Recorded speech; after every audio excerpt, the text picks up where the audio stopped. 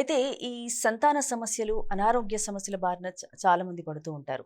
So, వారు విముక్తి పొందాలంటే ఈ రోజు ఏమైనా వాళ్ళు చేయవచ్చా? ఎటువంటి చేయవచ్చు. కార్యక్రమాలు విశేషంగా చేయొచ్చు? ముఖ్యంగా సంతానం ఎవరికైనా సరే వంశ ఉన్నతి కోసమని లేదా వంశం చక్కగా అభివృద్ధి చెందాలి అనేటువంటిది ఉంటూ ఉంటుంది. కానీ జాతకమందు ఏదైనా సర్పదోషాదులు, కాలసర్పదోషాదులు, సంతాన సంబంధమైనటువంటి సమస్యలు ఉన్నప్పుడు ఆ అభివృద్ధి జరగదు.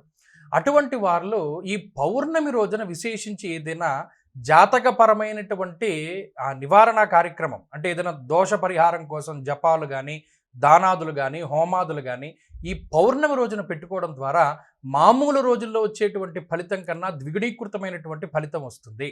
అలాగే ఈ పౌర్ణమి రోజు చేసేటువంటి శాంతి ప్రకరణాలు ఏవైతే ఉన్నాయో అవి కూడా చాలా విశేషమైనటువంటి ఫలితాన్ని ఇస్తాయి. కాబట్టి జాతక దోషాలని నివారించుకోవడానికి కూడా ఈ పౌర్ణమిని ఉపయోగించుకోవచ్చు. ఇక్కడ పౌర్ణమే కాదు, ఆ రోజు ఉన్నటువంటి పుష్యార్క యోగము, అది అలభ్య యోగము. ముఖ్యంగా మాఘమాసంలో పుష్యార్కం రావడమే చాలా గొప్ప విషయం. అందులో పౌర్ణమి పడ్డం ఇంకా విశేషం. అందువల్ల ఆ రోజున చేసేటువంటి గ్రహశాంతులు కానీ, లేదా ఏదైనా గ్రహం బాగా లేకపోతే ఇచ్చేటువంటి దానాదులు కానీ, లేదా సంతానాన్ని కాంక్షించి, లేదా ఆరోగ్యాన్ని కాంక్షించి, లేదా ఉద్యోగం కోసం చేసేటువంటి రెమెడీస్ ఏదైనా సరే చాలా విశేషమైనటువంటి శీఘ్రమైనటువంటి ఫలితాలను ఇవ్వడంలో ఎక్కువ అవకాశం ఉంటుంది.